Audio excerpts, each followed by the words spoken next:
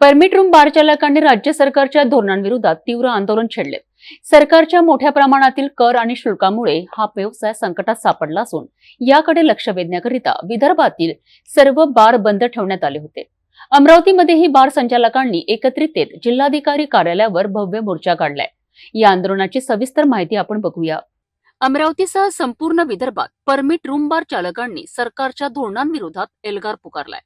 सरकारच्या अन्यायकारक कर आणि शुल्क वाढीमुळे बार व्यवसाय मोठ्या आर्थिक संकटात सापडला आहे। 14 जुलै रोजी अमरावती शहरातील इरविन चौकापासून जिल्हाधिकारी कार्यालयापर्यंत भव्य मोर्चा काढण्यात आला।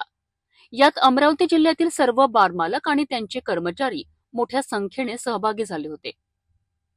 संपूर्ण महाराष्ट्रात अंदाजे 20,000 बार आहेत। या व्यवसायावर थेट 7 लाख कर्मचारी अवलंबून आहेत।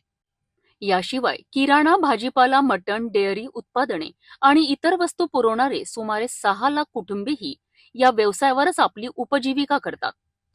हजारो कोटी रुपयांचा महसूल सरकारला देणारा हा व्यवसाय गेल्या काही वर्षांपासून सरकारच्या धोरणांमुळे मोठा फटका सहन करीत आहे। यावर्षी अमरावतीमध्ये 24 तर इतर ठिकाणी मिळून 1100 बार बंद पडले आहेत। केवळ बार चालकांवर 10% वॅटची सक्ती, यावर्षी केलेली 15 वॅट शुल्क वाढ आणि आता मद्यावरील 50% जुलमी करवाढ यामुळे या व्यवसायाचे कंबरडे पूर्णपणे मोडले आहेत। या गंभीर परिस्थितीवर मार्ग काढण्याकरिता अमरावती असोसिएशनने उपमुख्यमंत्री अजित पवार यांच्यासोबत 3 बैठका घेतल्यात। मात्र त्यांच्या मागण्यांकडे दुर्लक्ष करण्यात आले असा आरोप आंदोलकांनी केला आहे। या मोर्चाच्या माध्यमातून सर्व महाराष्ट्रातील असोसिएशनने पुन्हा एकदा राज्य सरकारला विनंती केली आहे की त्यांनी या संकटात सापडलेल्या व्यवसायांची म्हणणे ऐकून योग्य निर्णय घ्यावा आणि या व्यवसायाला पुन्हा उभारी द्यावी। अनेक बार संचालक या मोर्चात उपस्थित होते। आमच्या मागण्या हेच आहे की 10% वॅट आम्हाला लावलेलं फक्त महाराष्ट्रामध्ये आम्हालाच FL3 वाला म्हणजे परमिट रूमला, आणि 15% फी वाढवली। अमरावती शहराची फी 7 लाख रुपये झाली। त्याच्यानंतर आता नुकतेच त्यांनी 1.5 विस्कीचे दर वाढवले म्हणजे मद्याचे। असं असल्यावर जवळपास 1.5 पटींनी जर कस्टमर द्यायला लागला, जी 300 रुपये आज पितोय ती त्याला 550 मिळायला लागलं, तो कशाला आमच्याकडे येईल? तो सर्व इलिगल डाब्यावर जाईल, वाईनशॉपमधून घेईल, बाजूला कडेला जाऊन पिईल। म्हणून आमचे धंदे संपलेले आहेत। ऑलरेडी 24 बार बंद झाले आणि पुढच्या वेळेला 50 बार अजून नक्की, कमीत कमी 50 बार, कारण 2 तास माझे असणार आहे म्हणून।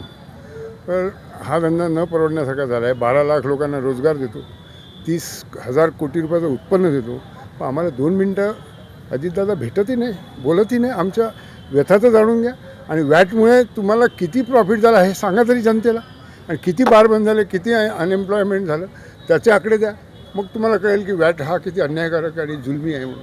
म्हणून आमचं असं म्हणणं आहे, म्हणून आम्ही सर्व बंद ठेवलेलं आहे। शासनाला संपूर्ण राज्याचा, महाराष्ट्राचा जो महसूल आहे, ह्या मागच्या तिमाहीतला हा महसूल फक्त राज्य उत्पादन शुल्कामुळे 1 नंबरवर गेलेला आहे, ज्याची सरकारला त्याची जाण नाही आहे। आणि वार्षिक फी सरकारी 365 दिवसाची घेते, त्यापैकी जवळपास 30 ते 40 दिवस हे कोरडे दिवसात जातात, याचीसुद्धा सरकारला जाण नाही आहे। आणि मला एक गोष्ट सांगा, प्रत्येक बार मालक आहे, प्रत्येक बँकेचं कर्ज घेऊन असे जर जुलमी वॅट, टॅक्स आणि वृद्धी करत राहील तर व्यवसाय वृद्ध होईल की कमी होईल याची सरकारला, आणि बँकेचे जे कर्ज घेतले त्याची परतफेड कसा करेल? आता आज शेतकरी आत्महत्या करत आहे, उद्या हे बार मालकसुद्धा आत्महत्या करतील, याची शासनाला जाण नाही आहे। आणि आज आम्ही शांततेनं आंदोलन करतो आहोत। इथून पुढे आम्ही याची रूपरेषा इतकी तीव्र करणार आहोत, कारण आमच्यावर जे कर्ज आहे आणि आमच्यावर निर्भर जे कुटुंब आहे, जवळपास 10 लाख लोक याच्यात बाधित होतील। कारण प्रत्येक सकाळी कचरा साफ करण्यापासून तर रात्रीचा जो गार्ड असतो, चौकीदार, त्याचंसुद्धा कुटुंब, त्याची उदरनिर्वाह ह्या आमच्या व्यवसायावर आहे। आणि कुठेतरी शासनाने याचा विचार करण्यात यावा आणि आम्हाला न्याय देण्यात यावा, आणि आमचा जो पूर्ण न्याय प्रक्रिया, आपली टॅक्स प्रक्रिया ही समजून घ्यावी। अजितदादांना हे वॅट काय हे माहीत नाही। वॅट हा आधी सरचार्ज होता, हा काही काळासाठी आधीच्या मंत्र्यांनी याच्यावर घेतला आणि त्या सरचार्जचं हे वॅटमध्ये रूपांतर केलं, आणि त्या वॅट हा कॅन्सल होणार होता, उलट त्याच्यावरती वाढीव करता येत आहे। याची सरकारला माहिती नाही आहे, हे सरकारने माहिती घ्यावी आणि नंतर आपण वॅट वाढवावा, याची आम्हाला सरकारला विनंती आहे आणि आम्हाला न्याय देण्यात यावा। परमिट रूम बार चालकांनी अमरावतीमध्येही आपल्या मागण्यांकरिता रस्त्यावर उतरून सरकारचे लक्ष वेधण्याचा प्रयत्न केलाय. आता सरकार या गंभीर परिस्थितीवर काय निर्णय घेते हे पाहणे महत्त्वाचे ठरणार आहे.